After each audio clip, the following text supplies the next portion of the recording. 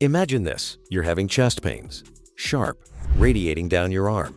You know what this is. You grab your phone, dial 911. Someone answers. You tell them where you are. You tell them what's happening, and they say, "We'll get someone there as soon as we can." How long? 2 hours, maybe 3. In most places, 911 means help is coming. Fast, ambulances, fire trucks, police. But in some towns, 911 is just a number, and help isn't coming. Not in time. Everyone assumes 911 works everywhere, that if something goes wrong, medical emergency, fire, break-in, accident help will arrive. But that's not true. In some U.S. towns, emergency services are hours away. Not because of traffic, not because of bad roads, but because there's no ambulance, no fire department, no local police.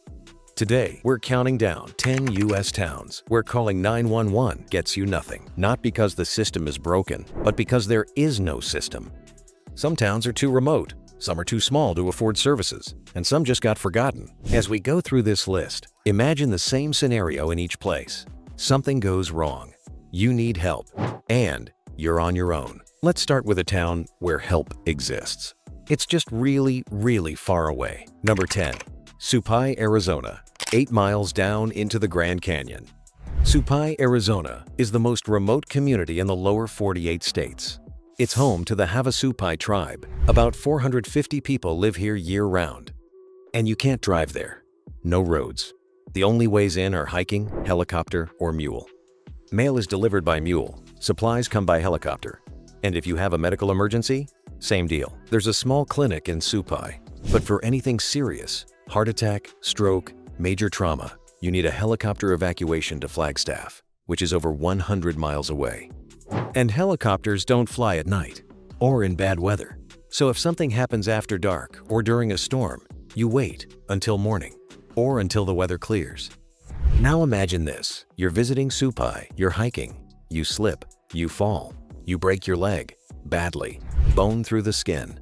You call for help, they radio for a helicopter. But it's getting dark, and the weather's turning. They tell you, the helicopter can't fly tonight. You'll have to wait until morning. So you wait, in pain, for hours, hoping the bone doesn't get infected, hoping you don't go into shock. Supai isn't dangerous because of crime or neglect. It's dangerous because of geography. And when you're 8 miles down in the Grand Canyon, help doesn't come easy. But at least Supai has a clinic and helicopter access. The next town? Not even that. Number 9. Anaktuvuk Pass, Alaska, 2+ hours by air, no roads. Anaktuvuk Pass is a small Inupiat village in northern Alaska. About 350 people live here. It sits in the Brooks Range, north of the Arctic Circle. There are no roads to Anaktuvuk Pass. The only way in or out is by plane. And in winter, when the weather's bad, planes don't fly. The village has a small health clinic, one for 350 people. It's staffed by a community health aide. Not a doctor, not a paramedic, a health aide. For anything serious, you need a medevac flight to Fairbanks, which is over 250 miles away. In good weather, that's 2 hours by air. In bad weather, you wait. And winter in the Arctic is brutal. Temperatures drop to -40, whiteouts, ice fog, days when planes can't fly at all. Now imagine this. It's January. You're having a heart attack. Someone calls for help. They request a medevac, but there's a storm. Visibility is 0. No planes are flying. So you wait. In a clinic with basic supplies. No cardiac equipment. No surgeon. Just a health aide doing their best. The storm lasts 24 hours. Maybe longer. Anaktuvuk Pass isn't a failure of emergency services. It's a reality of extreme isolation. When you live north of the Arctic Circle, help is measured in weather windows, not minutes. But at least Alaska's isolation is obvious. The next town is in the lower 48, and help still won't come. Number 8. Loving County, Texas. 1 officer, 64 square miles. Loving County, Texas is the least populated county in the United States. About 64 people live here, spread across 677 square miles. That's more than 10 square miles per person. The county has 1 law enforcement officer. 1. The sheriff. That's it. No deputies, no volunteer fire department, no EMS. If you call 911, the call goes to the sheriff. If he's available, he'll come. If he's not, if he's in another part of the county, or on a call, or off duty, you're waiting. For backup, the nearest help is in Pecos or Wink. Both are 30 to 40 minutes away. minimum. Medical emergencies? The nearest hospital is over an hour away. Now imagine this. You're driving through Loving County. It's late. You come across a car accident. Someone's hurt. Badly. You call 911. They say help is coming, but the sheriff is 30 miles away. The ambulance is coming from Pecos. ETA, 45 minutes. You're on the side of a highway, in the dark, with someone bleeding, and all you can do is wait. Loving County isn't neglected. It's just empty. And when there are only 64 people spread across 677 square miles, emergency services can't be everywhere at once. But at least Loving County has a sheriff. The next town? They lost their only ambulance. Number 7. Searchlight. Nevada Volunteer Ambulance shut down. Searchlight, Nevada is a small town about 60 miles south of Las Vegas. Population around 500. For years, Searchlight had a volunteer ambulance service. Local residents trained as EMTs. They kept an ambulance on standby. When someone called 911, they responded. Then in 2017, the volunteer service shut down. Funding dried up. Volunteers aged out. Nobody replaced them. Now, when someone in Searchlight calls 911, the nearest ambulance comes from Cal Nevari or Laughlin. Both are 20 to 30 minutes away, sometimes longer. And in a medical emergency, 20 minutes is the difference between life and death. Now imagine this. Your neighbor has a stroke. You call 911. They dispatch an ambulance from Laughlin. You wait. 25 minutes, 30 minutes. You're doing CPR. You're trying to remember what you learned in a class 10 years ago. The ambulance finally arrives. But it's been 35 minutes. The damage is done. Searchlight isn't remote. It's an hour from a major city. But it lost its ambulance service. And now residents are on their own until help arrives from somewhere else. But at least Searchlight is close to Las Vegas. The next town is in the middle of nowhere. Number 6. Jordan Valley, Oregon. 60+ miles from the nearest hospital. Jordan Valley, Oregon is a small ranching town on the Oregon-Idaho border. Population about 180. The nearest hospital is in Boise, Idaho, 80 miles away, over an hour by car. And that's if the roads are clear. Jordan Valley has a small clinic. It's open, limited hours. If you have an emergency outside those hours, you're driving to Boise or waiting for an ambulance to come from there. And ambulances in rural Idaho are often volunteer, which means response times vary a lot.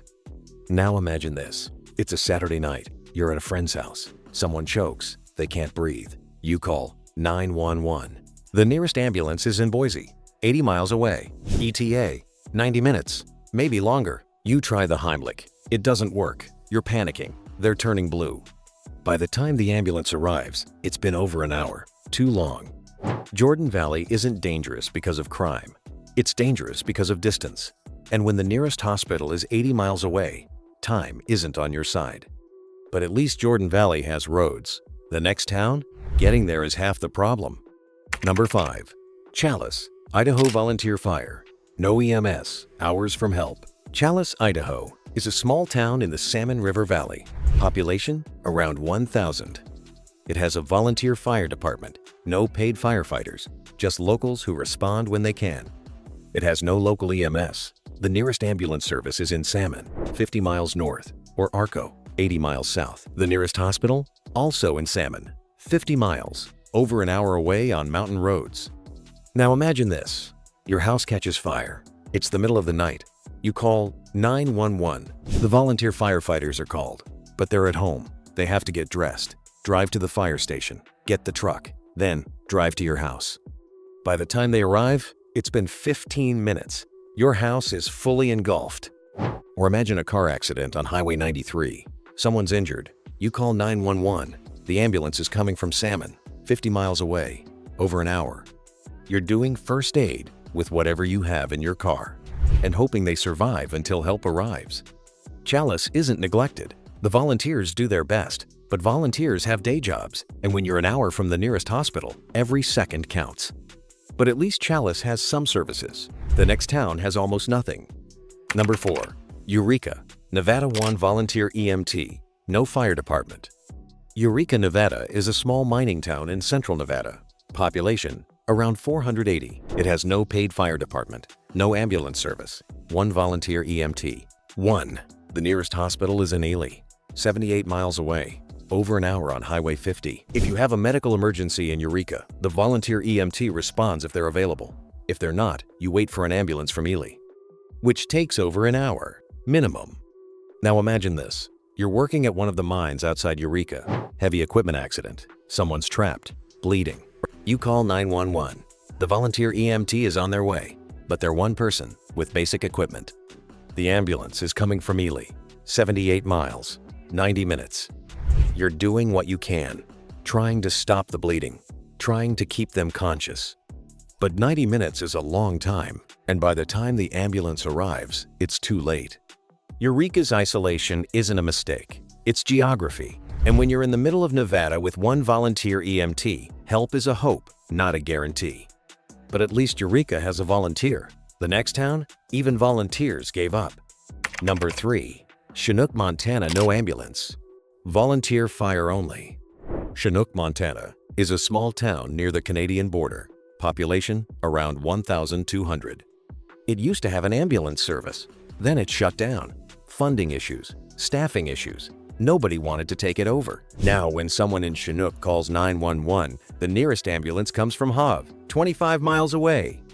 The town has a volunteer fire department, but they're not trained for medical emergencies. They can stabilize, they can wait with you, but they can't transport. Now imagine this. Your dad has a heart attack. You call 911. They dispatch an ambulance from Hove. The volunteers arrive. They do what they can. Oxygen, CPR if needed, but they're waiting, just like you. The ambulance arrives 35 minutes later, too late. Chinook isn't remote. It's on Highway 2, but it lost its ambulance, and now residents are on their own until help comes from somewhere else. And if losing an ambulance sounds bad, the next town lost everything. Number 2. Bettles, Alaska, no roads, no services, no help. Bettles, Alaska is 35 miles north of the Arctic Circle. About a dozen people live here year-round. There are no roads to Bettles, no ambulance, no fire department, no police. The only way in or out is by plane, and in bad weather, planes don't fly. If you have a medical emergency in Bettles, you call for a medevac. If the weather's good, a plane comes from Fairbanks, 180 miles away, 2 hours. If the weather's bad, you wait for hours or days. Now imagine this. You're in Bettles, winter, temperatures at -50. You slip on ice, you break your leg, badly, compound fracture. You call for help. They say a medevac is coming, but there's a storm. No planes are flying. You're in a cabin.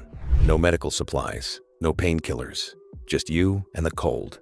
The storm lasts 36 hours. By the time the plane arrives, you've been in agony for a day and a half. Bettles isn't a town that forgot to plan. It's a town where planning doesn't matter. When you're 35 miles north of the Arctic Circle with no roads, help is theoretical. And if Bettles sounds extreme, the number 1 town proves that isolation isn't always about distance. Number 1. Gerlach, Nevada, 2+ hours from any help. Gerlach, Nevada is a small town on the edge of the Black Rock Desert. Population around 200. It's famous for one thing. It's near where Burning Man happens. For 1 week a year, 70,000 people descend on the desert, and Gerlach becomes the closest town.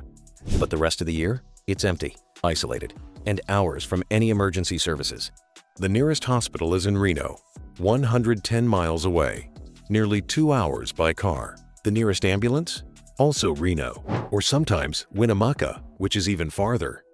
There's no fire department in Gerlach, no local police, no clinic. If something goes wrong, you're on your own until help arrives from Reno, which takes over 2 hours. Now imagine this. You're driving through Gerlach. You have a medical emergency, heart attack, aneurysm, something immediate. You call 911. They dispatch an ambulance from Reno. ETA, 2 hours. 2 hours. You're lying on the ground. Someone's doing CPR, but 2 hours is too long. You know it. They know it. Gerlach is the number 1 town where calling 911 gets you nothing because it combines isolation, distance, and neglect. It's not in the Arctic. It's not down a canyon. It's in Nevada, 2 hours from a major city. And yet, when you need help, it's not coming. Not in time. So there you have it. 10 towns where calling 911 doesn't mean what you think it means. Some are remote. Some are just too small. and some lost their services and never got them back. But they all prove the same thing. Emergency response isn't universal, and in some places, you're truly on your own. Most of these towns are safe, most of the time. But when something goes wrong, a heart attack, a fire, an accident, time matters. And in these towns, time is the one thing you don't have. So if you're planning to live in or visit any of these places, think about it. Have a plan. Know where the nearest hospital is. Keep first aid supplies. And maybe don't go alone. Because 911 is just a number. And in these towns, help isn't guaranteed.